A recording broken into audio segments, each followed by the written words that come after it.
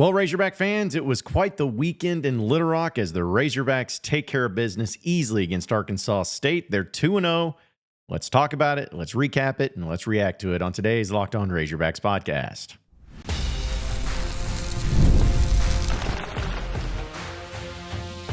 You are Locked On Razorbacks, your daily podcast on the Arkansas Razorbacks. Part of the Locked On Podcast Network, your team every day.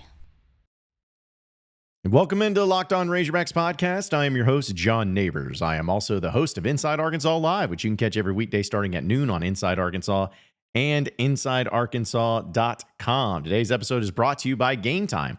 Download the Game Time app, create an account, and use code LOCKEDONCollege for $20 off your first purchase. Hope everybody had a wonderful weekend, as we're going to have plenty of things to recap and talk about. Not only the big Arkansas win, but we'll get into Taylen Green and his performance and what it could mean for him trying to get into a legitimate Heisman conversation, and then look around the SEC and where Arkansas stacks up with the rest of the conference. But wanted to start, of course, with the reactions of Arkansas and Arkansas State. It's a game that has been circled by many. It's been a game that we've talked about, that we say, oh yeah, that's happening this year.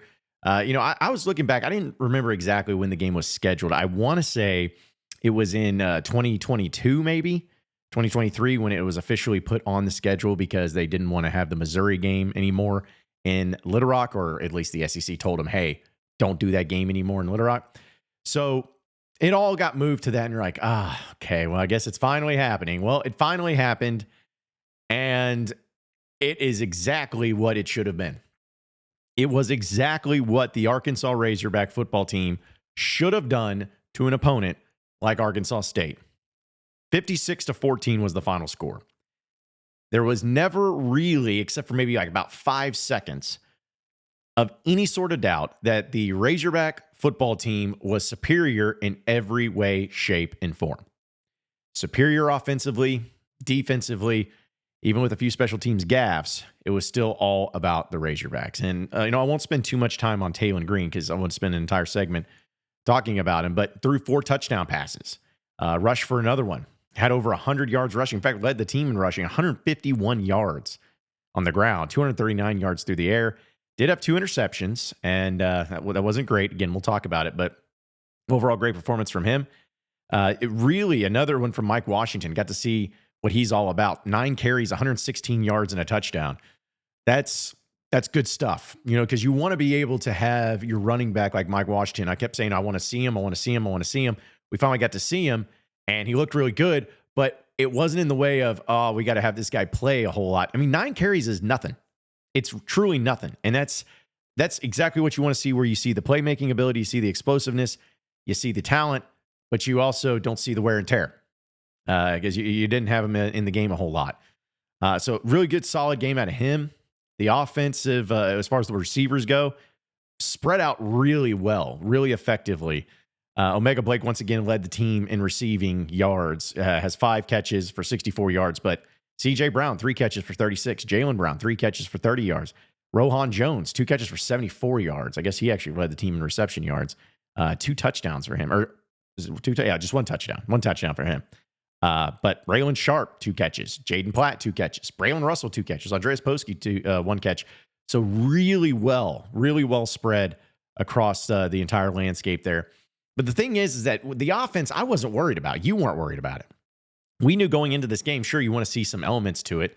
Because I also thought, shout out to the offensive line, because they were about as perfect as you could ask. There was only twice in this game that there was even a quarterback hurry on Taylen Green, and that was it. No sacks, no real tackles for loss. Didn't get hit much at all. So that's exactly what you want to see. But it's really about the defense, folks. And I want to give the defense a massive, massive, massive shout out, because what we saw last week, or what I'm talking about, first game against Alabama A&M, it wasn't great. Opening play wasn't there. There were still some elements I'm like, I didn't like it. I didn't like the lack of pressure that they got on the quarterback for Alabama A&M. It was one of those things to where I wasn't hitting the panic button saying that this is a disaster beyond belief, but I did have some concerns. This is one game, but I want to give a major shout out and major kudos to the Razorback defense. The Razorback defense did great. I know it's 14 points, but it's really one of them was special teams, which I'll mention in a second. But the defense only gave up 1 touchdown in this game. You had 14 total tackles from Xavier Sori. He looked like that 5-star player that you always wanted to see. He had 14 tackles. He had a half sack, 2 tackles for loss, and an interception. Julian Neal, 11 tackles, 5 solo tackles, a half tackle for loss, and an interception, and 2 pass breakups. He played great. Steven Dix, the other linebacker, 10 tackles, 5 solo for him. You had 4 sacks on the day. Half of them, of course, was by Xavier Sori, but you get 2 of them from Quincy Rhodes, 1.5 of those to Phillip Lee, which was great. You had 10 tackles for loss. 10 tackles for loss in this one. 2 interceptions, 5 pass breakups. You had only 2 quarterback hurries, but you kept them in check. You kept them in check. Rayner is a really good quarterback. I think he's a really gifted player. I think he's going to be in the Sun Belt and in their conference. He'll probably be one of the more dynamic quarterbacks. I really like his upside. You stuffed him. He was a non-factor in this game. He completed 21 of 33 passes, which you hear that, you're like, oh, that's a lot, but only for 125 yards. So even when he was completing passes, they were very short-range passes. He threw 2 interceptions, did have 1 touchdown, only completed 64% of his passes. But you held Arkansas State, which, say what you want about them, but they do have a good offense. I know they lost their best running back for the season, which sucks, but they still are a really good offense. And you held them to a total of 132 passing yards and 153 rushing yards. And 7 points defensively. How could you ask for anything better than that? You can't. Shout out to the defense. Defense was phenomenal. Special teams, you gave up that kick return for a touchdown. Unacceptable, should not happen. It's like everybody gets 1 type of thing. That should be the 1. Because it wasn't even like one of those plays that the team, the other team just opened up the lanes right there, like parting the Red Sea, and just ran through because it was great blocking. You had opportunities to tackle him, and you just didn't. It was poor management, and people got upset by it on the coaching staff, which they should have. So it's like, hey, there's your 1. Don't let it happen again. But Devin Bale was awesome. There was a few more penalties than I would have liked to have seen in this one too. But overall, the point is to all of this, outstanding. Outstanding. The first 2 games of the season, you're 2-0. You're a third of the way to getting to a bowl. And you are one of the few teams, honestly, as weird as it is, I know you can talk about competition and everything, but you're one of the few teams in the SEC that has not had a bad game or a bad quarter of performances, like a half or whatever, where it was in doubt. I mean, even LSU over the weekend, I know we'll talk about the SEC, but even LSU, a team like them, or Georgia, they didn't look as dominant, but Arkansas has looked dominant. You have done what you were supposed to do in the first 2 games of the season. Period. You have been phenomenal offensively, and you have been really good defensively, and you went up against inferior opponents, and you shut them down. There was no doubt. There was no, oh, no, what's this? There's no, oh, we're letting them get in. None of that. You did what you were supposed to do. And I give 1,000% credit to that, because this is something I get a little annoyed by when I was saying these things on my Inside Arkansas Live post-game show. People are like, hey, well, just, chill out, man. I mean, it's just Arkansas State and Alabama A&M. Exactly. I mean, we talked about it last week on this podcast, how there's been times Sam Pittman has played these teams in previous years where they looked like crap. In fact, most years, if not all the years, they had opponents like this that they would go up against, and they looked like crap. Last year, UAB did not look good. 2 years ago, they played Rice. I think back to Kent State, Liberty. There's a lot of examples of previous years where this Razorback football team under Pittman messed around a little too much. Didn't look very good. Didn't take care of business the way they should have. But they did this time. So you're not going to have any complaints from me. I'm very critical, as you all know. I have a standard. I had a prediction this year that I hope I'm wrong on when I say that they're going to go 6-6. I hope they go better than that. But I also understand that these 2 games that they've won, I'm not sitting here and be like, man, I said 6-6 after these first 2 games. I think they're going to go 9-3. No. The ultimate test is this weekend, which we all know is against Ole Miss on the road, which we'll talk about as we get closer. But I'm just wanting to give credit where credit is due and high praise and high remarks to this Razorback football team. It's not perfect, but man, you've done what you're supposed to do. There was no stress.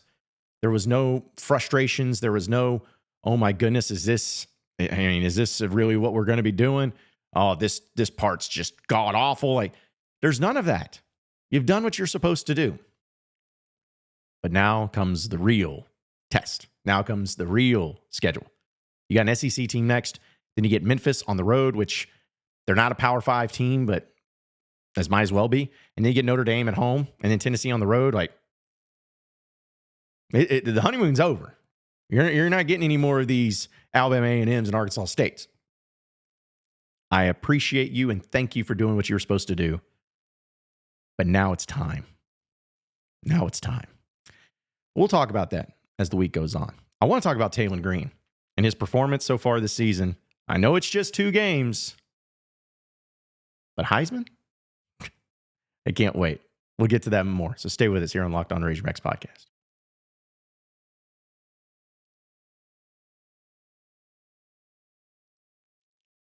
All right, Razorback fans, when the opening whistle blows on a new repair, get your crew moving forward with Supply House. Order today and see parts on your doorstep by tomorrow. Over 280,000 plumbing, HVAC, and electrical items from the most trusted brands in the business. Their real-time inventory and honest lead times keep you from punting on your projects, while their industry-leading customer service has always had your blind side covered. Need parts for a fast project? Supply House has next-day delivery, and let me tell you, that's a game changer within itself. The part finder tools and 3D schematics can save you hours on jobs where details matter, and their Trademaster perks like priority shipping and dedicated support make the whole process so much smoother. So join the free Trademaster program today and score serious perks like priority shipping, lower prices, and a dedicated support line. Visit supplyhouse.com to sign up for free and use promo code SHCollege5 for 5% off your first order. That's SHCollege, the number 5% off for your first order. That's supplyhouse.com. Real people, real service. Also want to give a shout out over to our friends at Game Time. College football is back, and I know we couldn't be more excited about it. The tailgates, the rivalries, the energy in the stands, there's nothing like it. But let's be real. Actually, getting tickets can feel more like a battle than the game itself. Endless queues, hidden fees, prices jumping at checkout. That's why I use the Game Time app. The app that gives the advantage back to the fans. It's the easiest way to score last-minute tickets on the best prices with no surprise fees. What you see is what you pay. Anytime that I've needed the Game Time app, like this past weekend when I was pulling it up on the Arkansas State game, I pulled up the Game Time app in a couple of taps, and I just saw all the amazing deals, much cheaper than all these other websites. Talking about the Razorback football games for the future here this season, low as $25. Can't get better than that. So take the guesswork out of buying college football tickets with Game Time. Download the Game Time app, create an account, and use code LOCKEDONCollege for $20 off your first purchase. Terms apply. Again, that's promo code LOCKEDONCOLLEGE for $20 off. Swipe, tap, ticket, go, download Game Time today.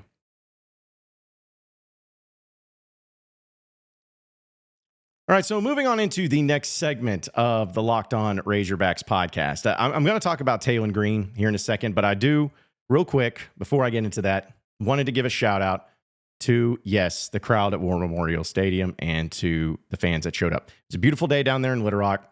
It was a lot of fun. The atmosphere was great, and you know how I feel about it, and you know how I feel about Arkansas playing games down there, but giving credit where credit is due. I'll call a spade a spade. You fans that wanted that game, you fans that desired that game, that wanted to show up for this game, you did awesome. It was a great crowd, great atmosphere, and assuming that's the last one, which I believe it is, that was a good one to end on. So kudos to all of you. But I want to bring up Taylen Green. Folks, it's 2 games in. I know. It's just 2 games in. There's a lot of season left. There's a lot of better teams you're going to have to play this year. There's a lot of things that could happen in college football. I get it. But folks, Taylen Green and what he has done so far this year, it's hard for me to not start putting it in a perspective of, okay, well, if this keeps up, if this style of play is still looking good, feeling good, all of that, could he get in the Heisman race? Because we know Heisman loves dual threat quarterbacks, loves athletes, loves big arms, loves playmaking ability, but not only their arm, but their legs, loves good stories, good kids, which Taylen is. But I'm looking at his stats right now, folks. He's got 561 passing yards in 2 games. Not too shabby. He's got 10 touchdown passes. He had 15 last year. And in 2 games, he's got 10. He's completing 65.5% of his passes. And I haven't even mentioned his stats simply on the ground. If you put that into perspective, he's got 18 carries for 192 yards. Do the math on that, it's averaging 10.7 yards a carry and a touchdown. Now, he does have 2 interceptions. Both of them came in this past game. Both of them, not good. Not good at all. I applaud Taylen for responding well and bouncing back and looking really good in the way that, he kind of brushed it off and wanted to make it happen. But the point is that given the circumstances of what some of the quarterbacks have looked like so far in college football, I believe people need to start talking about Taylen Green. Not that he's going to win the Heisman. Not that he's going to be a finalist for the Heisman. Not that he's even going to be in the conversation in the month of November.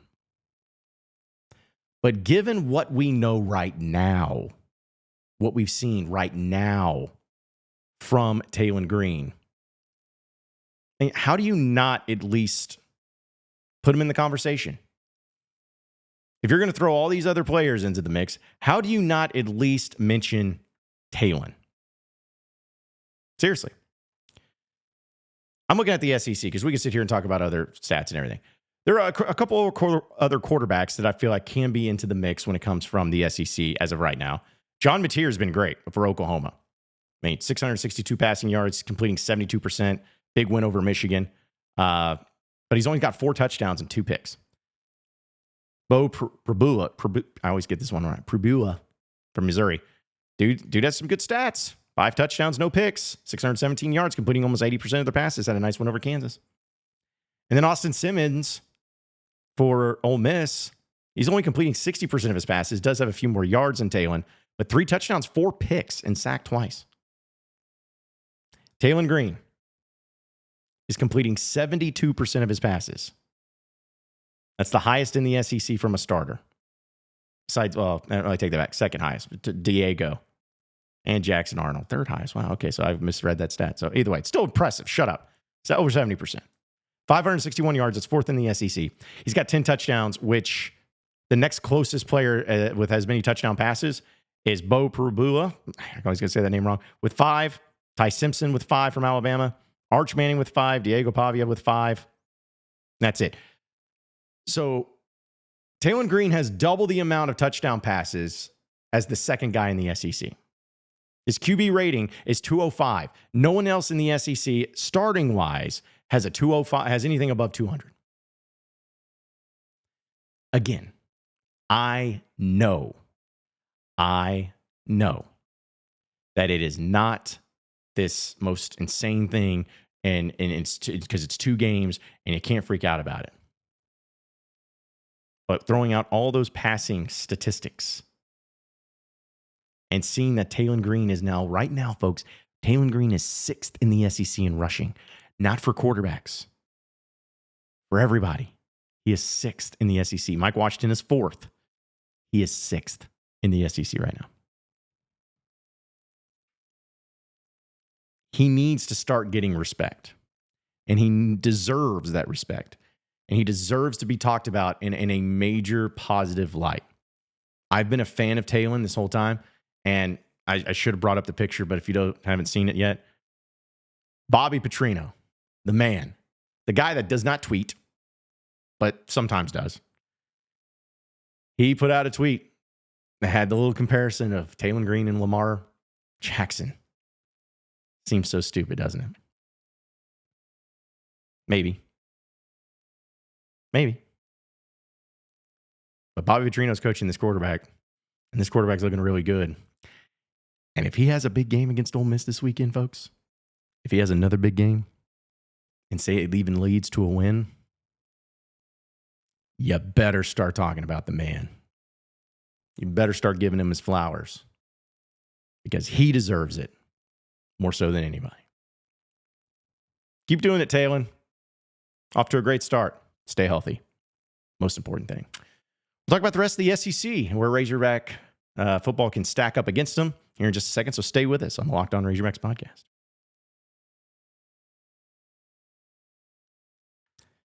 All right, Razorback fans. Quick question for all of you out there. If you could go back in time and sit front row at one of your favorite Razorback events, what hat would you be wearing?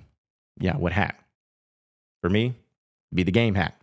Right here. You see it back here? The reason I have it on display with my great assortment of stuff back here and why I want it front and center above the beer hat is because it is awesome. It's the game hat. Gives you that old school vintage, which we all know about the 90s and how awesome it was, especially for Razorback basketball. Look at that. What could be better than that? They aren't just hats. They're the same vintage style that they wore back in the 80s and 90s. And guess what? They still go for the same price. You know, you say like, oh, well, that's cool and all, but back then I got my hat for $16.99 and now it's probably $32. Nope. Still $16.99. Still the same price. You get that deal. When you use the code, Locked On, all one word, Locked On, that's going to get you your vintage hat for $16.99. Head to thegamecaps.com, thegamecaps.com. Grab your team's classic bar or retro circle design and use code Locked On for an exclusive discount, because legends wear the game.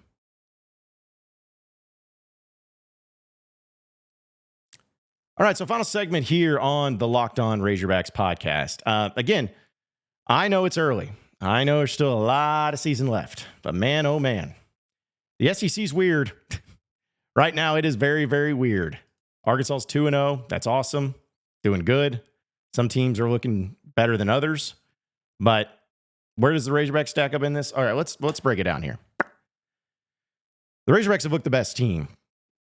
They've scored the most points next to Tennessee, because Tennessee won by 1 billion this past weekend, but they've definitely scored the most points, and they've done a good job of holding their opponents in check defensively.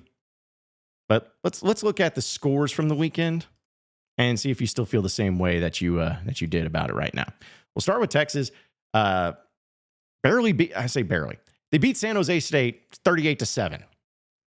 Great. I mean, you look at that box score, hey, it's pretty good. They did not look great. Arch Manning did not look great in the beginning. He turned it on. He got it going. But they're not looking like this unstoppable force like maybe some people were thinking. Georgia beat Austin Peay 28-6. Georgia beat Austin Peay 28-6. That was the same score that Arkansas beat Kent State a few years ago. LSU, who I dubbed the best team in the SEC last week, and I was like, man, oh man, they look good. They beat Louisiana Tech 23-7. What? Now, I'm not taking anything away from these teams. It's 1 week. But we only know what we know. And seeing Georgia beat Austin Peay 28-6 and LSU beat Louisiana Tech 23-7 doesn't exactly inspire you to think that they're just this unbeatable team. And to tell you, it's not unbeatable. Florida, because they lost to South Florida, walk-off game winner, 18-16. Arkansas doesn't play them this year, but still pretty fascinating. Oklahoma had a nice win against Michigan. I'm not a big believer in Michigan ever since Harbaugh left, but we'll see. But either way, still good win for them. Material looks really good for them. And I like Brent Venables, so we'll see how that plays out. But Texas A&M beat Utah State 44-22. Okay. Alabama smoked UL Monroe 73-0. Tennessee beat East Tennessee State 72-17. Vanderbilt came from behind and smoked Virginia Tech 44-20. But as far as teams that Arkansas actually plays, 42-3, Auburn beats Ball State. Not changing my mind on anything. I still think Auburn might be better than what we think or thought before the season started. Missouri beats Kansas 42-31. I was rooting for Kansas, but it was a nice win by Missouri. But obviously, Missouri's defense was tough. This was not very good there in the very beginning, and they ended up pulling away with it. But still, they're beatable. Ole Miss, the team you're facing this weekend, they beat Kentucky on the road, 30-23. Hey, they beat a team in the SEC on the road. Don't care what the final score is. They did that. But there's nothing about that game that I saw that I'm like, oh no, can't beat them. Austin Simmons did not look good.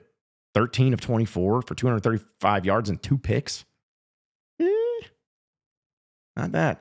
I will say, though, that the team that did really wow me, Mississippi State, they beat Arizona State, who was number 12 in the country, 24-20 there in Stark Vegas. That's a big win for them. Now, am I chalking that up to saying Arkansas is going to for sure lose to them? No. But Mississippi State's definitely better than what they were a year ago. I think it's what I said. I think a lot of you said that. But can't really, to count them as the easiest win ever like it was a year ago.